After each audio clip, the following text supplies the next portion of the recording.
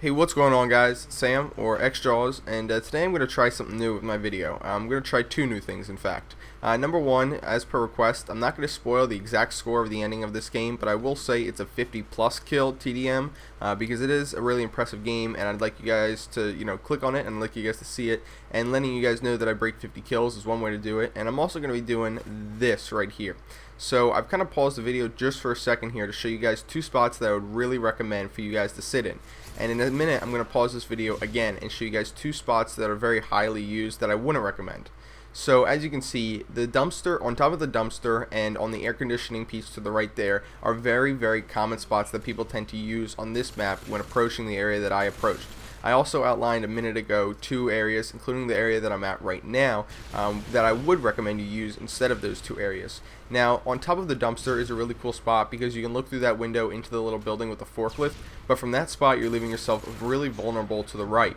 And when you use the air conditioning piece, you're kind of open to a bunch of different areas for people to shoot you at. I'd say about 3 or 4. You've got the bottom of the building straight ahead of you, the top of the building straight ahead of you, to the left towards the forklift, and then towards the right if there's anybody in the warehouse building. So that's why I would recommend going with these two spots that I outlined behind these rocks, because first of all, you're only going to leave yourself vulnerable to two spots, and the one spot isn't very highly trafficked, and I'm looking at that spot right now.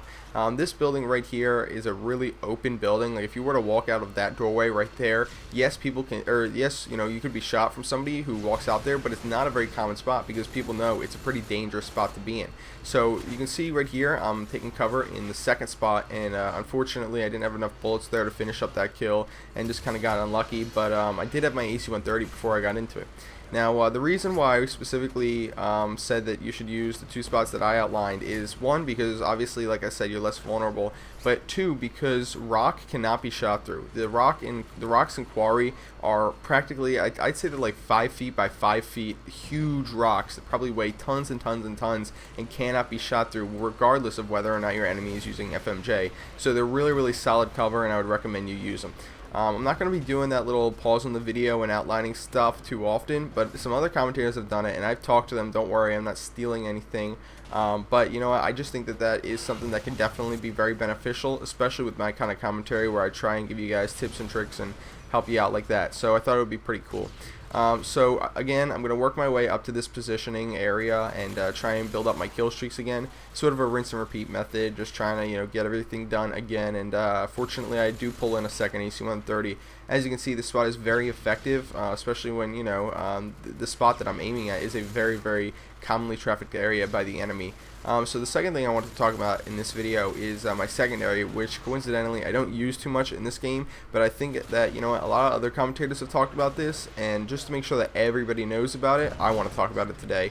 And that is the PP2000 secondary. Now, I've heard it so many times compared to SMGs, and people saying while they're using it that it's practically an SMG. Well, I'm going to go a step further and say that it's actually better than a lot of the SMGs, and I'm going to go with the statistics route.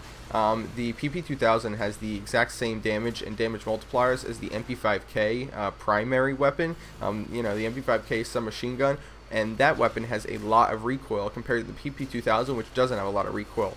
Now, obviously, you have a smaller clip with the PP2000, but that can easily be reversed by getting 400 kills with it and unlocking extended mags. When you unlock extended mags on the PP2000, you'll have 30 bullets in your clip, which is the same as the MP5K. You'll have the exact same damage and damage multipliers, but you'll have a lot less recoil, which works out really well if you want to use that weapon as a secondary. I would really recommend it when using an assault rifle, especially if you're not using scavenger or one-man army, in the off chance that you're using one-man army to reload your bullets, because when you run out of ammo and you need a good secondary, it's pretty much as good as a lot of the submachine guns.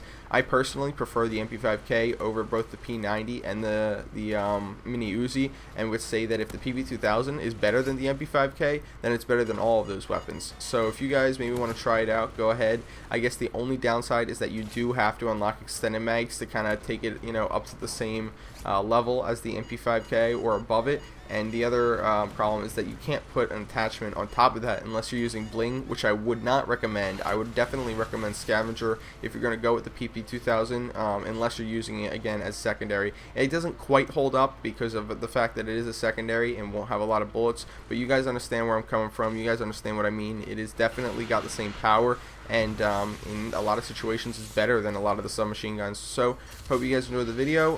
Please give it a like, and I will see you guys later. Final score 56-1 team deathmatch.